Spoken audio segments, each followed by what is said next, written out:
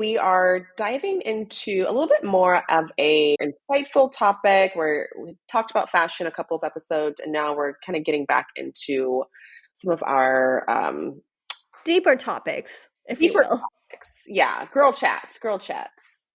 Girl chats, but like good for the soul chats. And today Yes. we're going to talk about how to identify a toxic friend. Because this is something that Steph and I talk about very often as to like how to hang out with people that recharge you and re-energize you and want to be there for you and don't drain you. Yes, and I think it's so important because a lot of times our friends are the friend or the people that we spend time with outside of family. They're the ones that are kind of like an outlet for us when we want to go out, or like if we, always hanging out with our spouse or boyfriend, we can hang out with our friends. They should be good people and people that lift you up and make you want to feel good and all of that good stuff. But having toxic friends though can be a The bad thing, actual obviously. opposite. Yeah. Like Yeah. literally the opposite. Energy draining.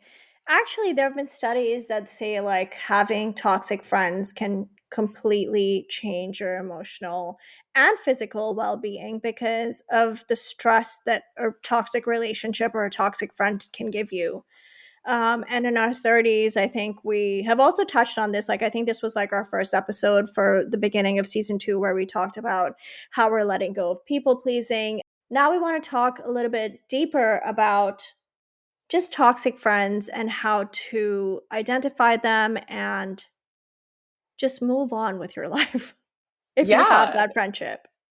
Yeah, I mean, because essentially you want to have people in your life who want to see you win, who are rooting for you, and, who don't see you as a competition. Yeah, so how to identify a toxic friend? What would be the first thing that you would say? I think for me, it's about the energy you feel from someone from the beginning. Like, even if you've been friends with somebody for a long time, but all of a sudden you start feeling like negative vibes in the sense like they're kind of just like checking out of the friendship, like they're not returning your calls, they don't want to hang out with you anymore. It's just like, or you don't feel seen or valued as a friend. I think that's Yeah, like a major red flag. totally. I think like when the energy's not matching, that's always like a good sign of, okay, something's going on. If this is something that we need to talk about, maybe we can talk it out. But also, like, if they're just not being responsive or not giving you the time of day, then I think that's also kind of like a message that's being sent from said friend that you are no longer a priority. Yeah, and I mean, it's unfortunate that it happens this way, but it is life and like there's nothing you can do about it. I think if you try for somebody to like if you try to connect with somebody and they're just like not giving you the time of day, I think it's just time to move on because for whatever reason the friendship is soured and they are a toxic friend to you at this point because a lot of your energy might be spent wondering, oh, why are they not returning my texts or why they want to hang out with me or whatever. But I know sometimes it's also easier said than done, like, oh, just move on. But like, I think it's something that you should be aware of if this is happening in your life to say, okay, well, either you talk about it or you think to yourself if this person is worth fighting for in your life. And if they're not, then good riddance. Good riddance, because I mean, I'll be damned if I fight for somebody who doesn't want to fight for me. Like, girl, Yeah, bye. exactly. Exactly. We don't have time for this. Okay. We're too old for this.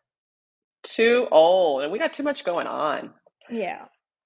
Another thing I think is that they always want to talk about themselves. Like if you're like with somebody who doesn't want to ever like hear about your day and want to know about what's happening in your life and like want to support you through your highs and lows, like they're not happy for you or they like if you're winning at something, they're just like not Not supportive, interested. not Yeah. interested. I actually just like recently met somebody kind of like that where I mean I don't like we're not like best friends or anything, but like I noticed like how this person just kept turning the conversation towards them and like only talking about them. And I was like, huh, this is kind of interesting because I'm trying to have like a nice conversation where we can connect. But like this Right. person is like not really listening to me. They just all they want to do is just like gear the conversation back to them. And I'm like, Because then, like when that happens, what's funny is like, they probably didn't hear anything that you said because they're spending the whole time thinking about how, oh, like I have something that I can add to this, or like I did that too. So it's yeah, probably what you said was probably even not received the way you might have thought it was. But yeah, that's really interesting too. And I think you yeah, touched on a good point of like a friend that, or I guess a toxic person would be jealous of your success or not supportive. Um, yes.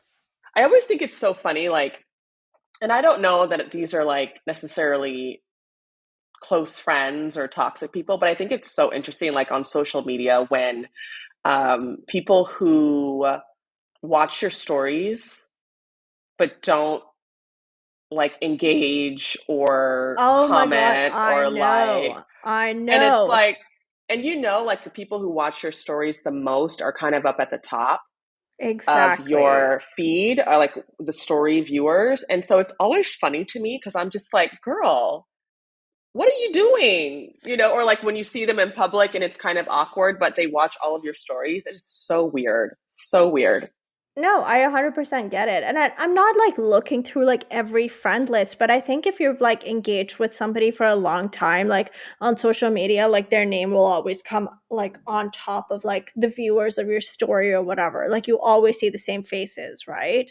Because they're the accounts that you're engaging with the most. And you're like, I thought we're friends in the real world, but like you're keeping a tab on like everything that's happening in my life at all times, but like you don't want to comment on my stories, you don't want to comment on my photos, like you know exactly what's happening in my life, but like you don't actually want to support. Yeah. But I think it's also like important when friends start new businesses or new ventures to like be supportive and be there for them. Because it's hard. Like you and I both know, like we own businesses and it's like, getting things off the ground and having the confidence to continue. Um, it's important to have that support system. So I feel like, if you're not getting that, then that's something that, you got to be mindful of too. Like, Yeah, I mean, and if it's especially people who are also like fellow entrepreneurs and they know the struggle and everything, you know what I mean? It's like yeah. different with like, I can understand like a lot of my friends aren't really very active on social media, so I wouldn't like expect them to, not that you should have expectations from like everybody, but I think like your friends who are in the same boat as you and the same like businesses as you would have more of an understanding of that fact. Yeah. No, that makes sense. And also like if you take off and you're doing really, really well and all of a sudden people start falling back, that's kind of Oh like, my god, that's like the best. You know, that's like literally the best because then you're like, okay, you're actually a toxic person. Like you just want something from me just because like now you think I'm like making it big time, so you need to come back into my life to be like, "Oh, I know this person." no, I was actually thinking the opposite when they kind of are maybe jealous of the success and aren't there for you Oh, anymore. But I guess it could happen both ways because both either of way. those Either situations, yeah, way. it's all toxic, honey. Yeah, Either it's way all it goes. toxic. Like if they're like either jealous of your success from the beginning or if you're like actually doing big things and then all of a sudden they want to be your best friend again. Either way, it's toxic AF. Yeah. No, totally, totally, totally. They don't take accountability or like they can't apologize. Like I think we're all humans. We all go through different stages in our lives. I think minor arguments or disagreements or even fights are like a very normal thing for like any long-term relationship. Like you're bound to get into a fight with your best friend at some point in your life, you know, because you're all human and like things happen and we all have emotions and I totally get it. But I think the value of a good friend or the character of a good friend is how do they react after the fact, because Yeah. everybody gets into arguments and you know mistakes happen, but what really measures a friend is how they react after the fact. Like, are they able to accept responsibility and accountability for if they did something wrong? Or do they never apologize, don't want to take any accountability, always make it seem like it's your fault or gaslight you? I mean, there's always two sides to a story, right? And most of the time it would be both people are at fault. And if you care about your friend and you care about a relationship and a friendship, I think it's important to accept the accountability and accept, like, okay, yeah, it was kind of your fault, but also I can see how my actions might have made you feel a certain way as well. Yeah, and I also Like think both like friends need to be seen and heard. yeah, and I also think like beyond that, there has to be a mutual desire to move forward. I mean, because like you said, everyone always Yes, like you're yes. going to have disagreements. I think it's normal, but I think if that one thing or that situation is constantly being held over your head, or like if you just can't move past it, or if it's kind of like that thing that lingers, because there hasn't been really any resolution, then like for me, like even like with my husband and I, like at some point you just have to move forward because like there's a Exactly. mutual desire to be together and have a peaceful, friendly, loving relationship. So I think at some point, Yes. like there has to be that same mutual desire to not hold on to a situation, or acknowledging your part in it, even if you don't feel like you did anything wrong, at least acknowledging how your actions or how the situation could have been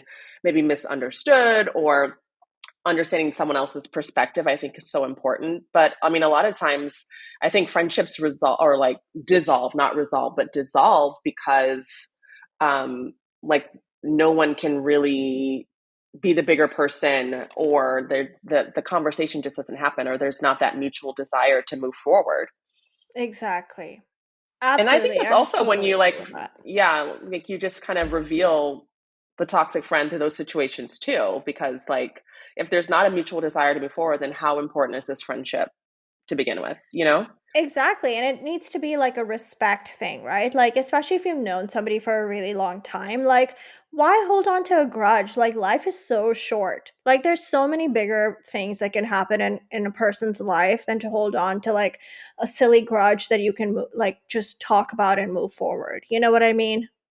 Yeah. And I think like, I don't know, I guess for me sometimes like we can talk about it, but if we can just agree to disagree and it never comes up again, I'm good with that too. Yeah. Because you don't have to like we don't have to be perfect people where we're completely aligned on everything. But if you respect my decision and I respect yours, and we can like have a mutual respect for each other, then I think that that's so important. Yeah, and like mutual respect and also mutual value, right? Like I value you as a person. I value you as a friend, and I'm willing to move forward and overlook this silly argument we had, because in the long run this is not going to matter. Like in the long run my friendship is more important to you than like a fight. Right, exactly. Yeah, Totally. so I mean, if the person's not willing to reciprocate that, then you know that they're not a friend worth having. Because even if it's somebody you've known your whole life and they're just treating you horribly and you're trying to make amends and they just keep shutting you down for whatever reason, and they might be making it like a mental health excuse, it's still an excuse, okay? It's still an intention at the end of the day, whether it's a good intention or a bad intention or an indifferent intention. It's still an intention to not move forward with the friendship. Yeah. Then they're making it very clear. Okay, so the other thing that Sarah and I both kind of talked about was like how you feel after you leave a person, like how you feel Yes. after interacting with them. Like, do you feel good, or do you feel kind of drained and just like maybe you've just given so much, or maybe like not even given so much, or maybe like they've taken so much out of you, Yeah, you like you're know? mentally, like your energy's drained. If I don't feel good after hanging out with you, I'm probably not going to see you again. Like, Yeah, exactly. Again, we're too honestly. old for this. We're too I'm too old for old for this. this. Yeah, if I Yeah, don't get like good vibes, yeah, good vibes only at this point.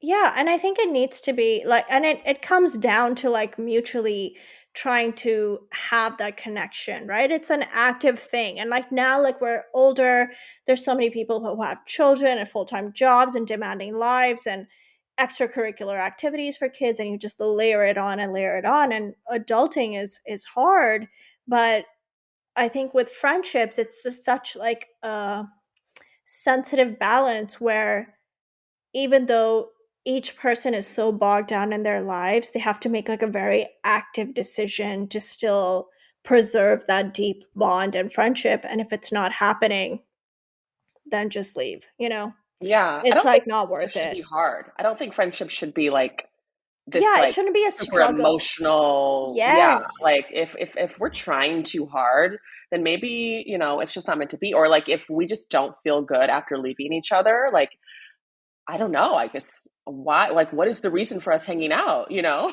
Like Yeah. Yeah, it if needs we to be can't like you laugh. exactly. Yeah. No, what were It you needs to saying? be more like I guess like what we're encouraging you to do is to, if you feel a friend is toxic, is to like tune in to that introspection within yourself of how you feel with people, because Yeah. you'll be able to tell in your gut if this person is the right or the wrong person for you, depending on like the energy you feel from them and like the energy you feel around them.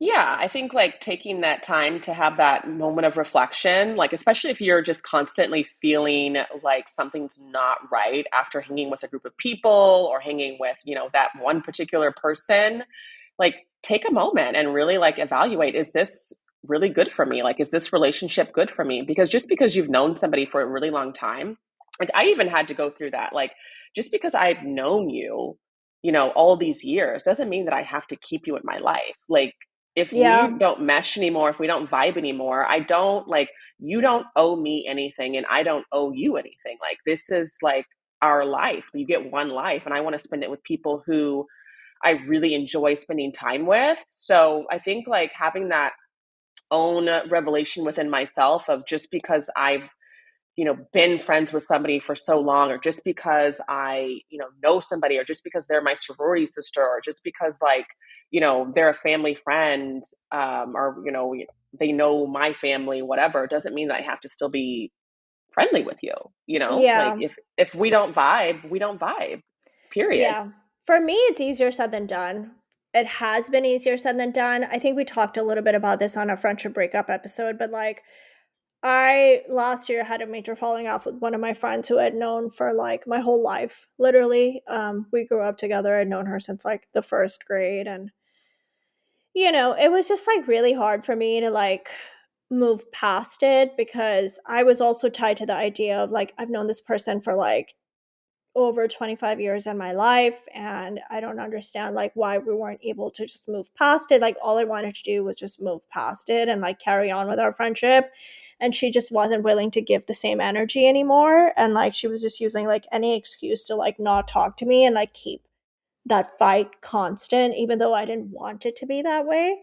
But at a certain time it's like, okay, well, it really, really sucks, but this is just like the reality of it. And like, you have to also respect yourself enough to be like, how long am I going to allow this person to keep draining my energy and keeping me in the same mental state over and over again? Even though she might not be like intentionally doing it, it's still happening, right? And if that person is not willing to see like somebody else is also hurting and to just resolve it and move forward, that's It fucked speaks, up.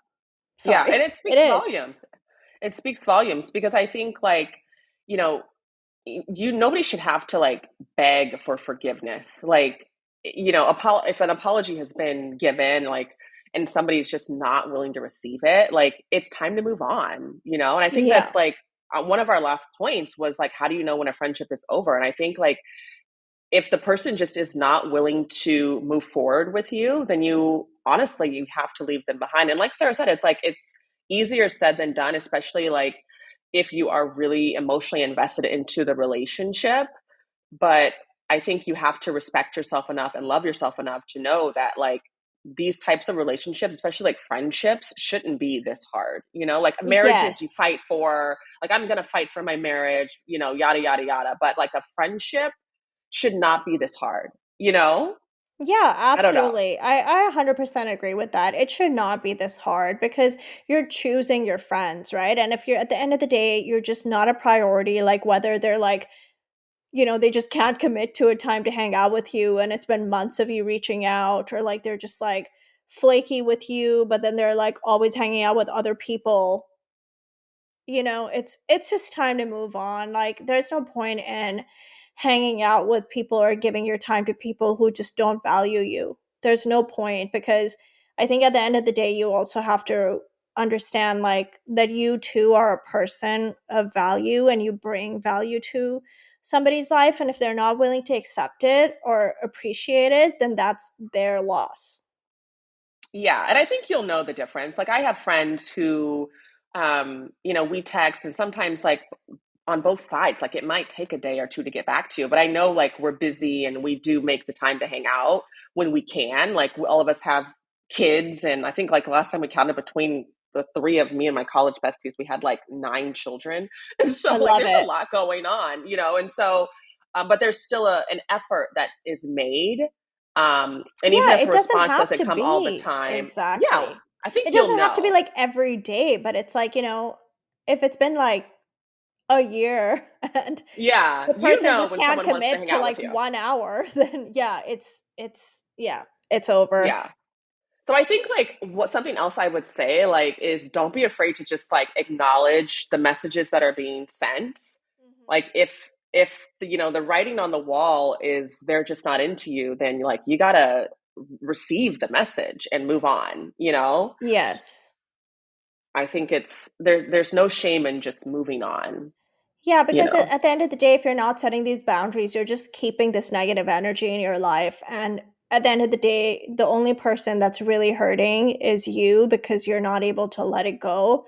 And the sooner you can realize it and the sooner you can start to heal, I think it's very important. I will say one last thing about healing is like if a friend cannot apologize to help you heal, then they're also the wrong person for you. Because I think like in order for a friendship to feel safe and emotionally stable and just emotionally secure, I think it's important for an apology if it is needed to move forward. Like, of course, like every situation is different. If you feel like somebody is hurt by you and you want to fight for them, just apologize, just be the bigger person. I don't know why. I feel like I've met so many people in my life now who just have a really hard time apologizing, and I just don't understand that phenomenon. I I mean, just I don't think don't. it's a phenomenon. Hold on, please. I mean, I don't really like apologizing. Phenomenon.